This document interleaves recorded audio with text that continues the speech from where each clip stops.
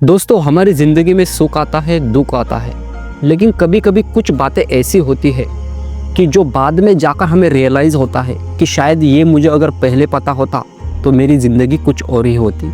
तो आज की वीडियो में हम इसी टॉपिक पर बात करेंगे कि एक्चुअल में वो कौन सी बातें हैं जो बाद में हमें रिग्रेट दे सकती है। मेरी लाइफ में भी ऐसी बहुत सी चीज़ें हुई जो बाद में जाके मुझे रियलाइजेशन हुआ कि काश ये बातें मुझे पहले पता होती तो शायद मेरी लाइफ आज कुछ और होती। तो पहली बात, कोई भी इंसान हमेशा तुम्हारा नहीं रहेगा, ठीक है दोस्तों। तो ये जितनी जल्दी आप समझ जाओ, समझ लो। देखो, भगवान श्री कृष्ण कहते हैं कि परिवर्तन ही संसार का नियम है, ठीक है दोस्तों। तो जो भी आज तुम्हारे पास है शायद वो कल नहीं रहेगा। जो भी लोग आज तुम्हें अपना मान रहे हैं शायद कल को वो तुम्हें अपना ना माने। आपने हमेशा देखा होगा कि 10-10 साल के जो रिलेशनशिप है आगे चलकर टूट जाते हैं। कभी कभी ऐसा भी हो जाता है कि जो लोग आज एक दूसरे को अपनी जान मानते हैं वो कल को जाकर एक दूसरे के दुश्मन तक बन जाते हैं। तो हमेशा आपको कभी भी किसी के ऊपर भी इतने ज़्यादा होप्स बिल्कुल भी नहीं रखने हैं, ना ही कोई एक्सपेक्टेशन किसी से रखनी है, क्योंकि एक्सपेक्टेशन ही दुख का सबसे बड़ा कारण है। ये प्रकृति, ये लोग, ये समाज, यहाँ तक कि आपके बच्चे, वो तो आगे चलकर बदल सकते हैं। जहाँ आप जिस सोसाइटी में आज रह रहे हो ना, वो सोसाइटी भी आगे चलकर 10 साल बाद बदल चुकी होगी, आपकी उम्र तक बढ़ चुकी होगी। तो कुछ भी हमेशा के लिए परमानेंट बिल्कुल भी नहीं होता। ये बात आप जितनी जल्दी समझ जाओ, समझ लो। देखो दोस्तों, कोई भी तुम्हारे साथ जुड़ा है सिर्फ और सिर्फ अपने मतलब की वजह से, ठीक है। अगर आपके पास कुछ नहीं होगा ना तो बाहर वाले तो छोड़ दो, आपके माँ बाप तक आपको ताने मारने लग जाएंगे। यहाँ तक कि अगर आपके पास कुछ नहीं होगा ना, आपके पार्टनर तक आपको छोड़कर चले जाएंगे। इसीलिए किसी से कोई भी उम्मीद मत रखो, ठीक है। उम्मीद रखना ही सबसे बड़ा दुख का आपका कारण बन सकता है। बहुत से लोग ऐसे आकर चले गए जिनके ऊपर मैं बहुत ज़्यादा ट्रस्ट करता था, लेकिन बाद में आगे चलकर जब मेरा ट्रस्ट ब्रेक हुआ तब मुझे पता चला कि शायद लाइफ में हर किसी का एक इंटर पॉइंट होता है और एक एग्जिट पॉइंट होता है। तो हमें खुद को इतना स्ट्रांग बना लेना है कि कोई आए या जाए हमें बिल्कुल भी फर्क नहीं पड़ना चाहिए, ठीक है। तो हमें हमेशा, चाहे हमारा पार्टनर हो, हमारे बच्चे हो, किसी पर भी हमें बिल्कुल भी डिपेंडेंट नहीं हो जाना है, ठीक है। क्योंकि कब कौन बदल जाए इसकी कोई गारंटी नहीं है। आजकल हम लोग देख रहे हैं कि बच्चे तक अपने माँ बाप को नहीं संभालते। कितने ज़्यादा ओल्ड एज होम आजकल बढ़ चुके हैं, ठीक है। बच्चे फॉरेन में निकल जाते हैं और माँ बाप को ओल्ड एज होम भेज देते हैं। माँ बाप तक आपकी तब तक इज्जत नहीं करते जब तक आप घर में कुछ कमा कर नहीं देते, मतलब एक प्रोवाइडर नहीं बन जाते, ठीक है।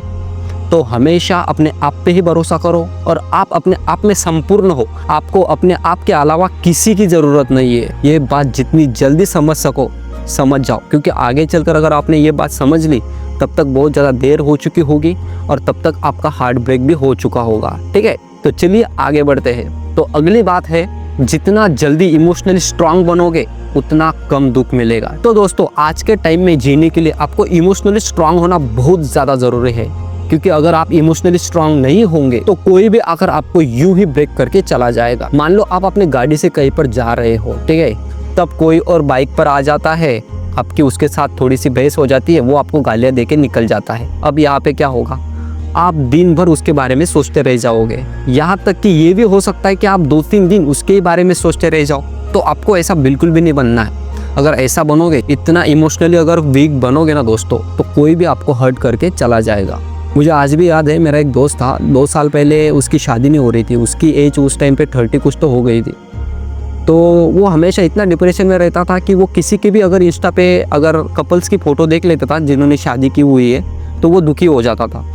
तो आप ही सोचो, छोटी छोटी चीज़ें इंसान को हर्ट कर देती है। अगर कोई कपल कहीं पे घूमने गया हो, उन्होंने अगर कोई स्टोरी अगर इंस्टा पे लगाई हो तो वो देखकर तक वो हर्ट हो जाता था।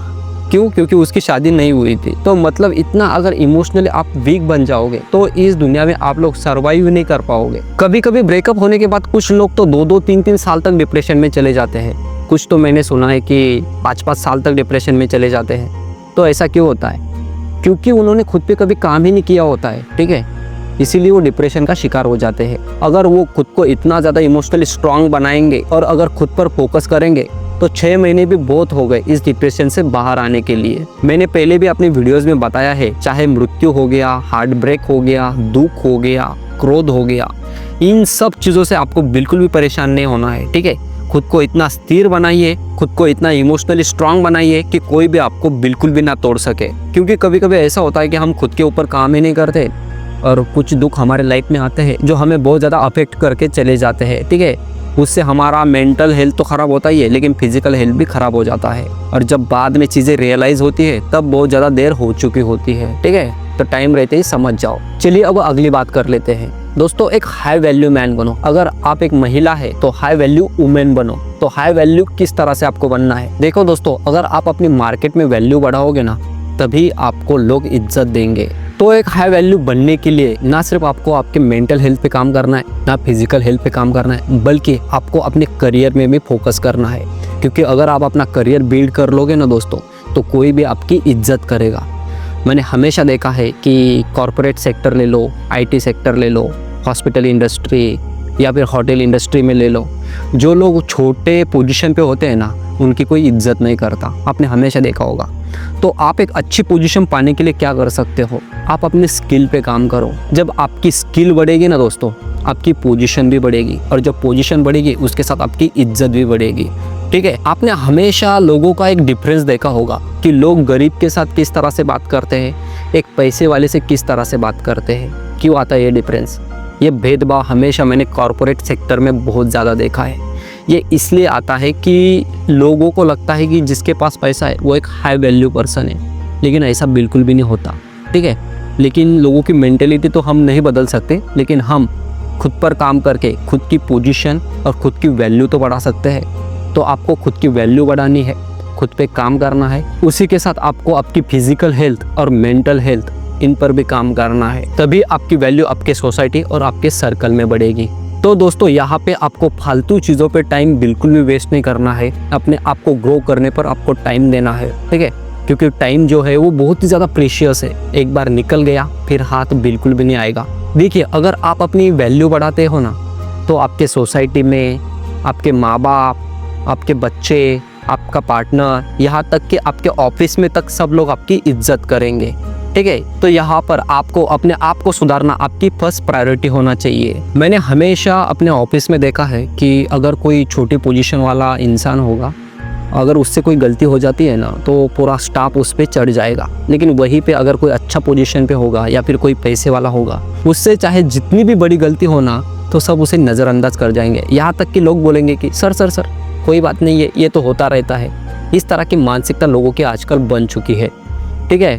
और यहाँ तक कि जब कोई अगर पैसे वाला इंसान आपके ऑफिस में आ जाता है ना, तो उसको अलग ही ट्रीटमेंट मिलती है, जिसे हम वीआईपी ट्रीटमेंट बोलते हैं। तो ऐसा क्यों होता है? ऐसा नहीं है कि उन्होंने अपनी मेंटल हेल्थ या फिजिकल हेल्थ पे बहुत ज़्यादा काम किया हुआ होता है, लेकिन उनके पास सिर्फ पैसा होता है, एक वैल्यू उनके पास होती है।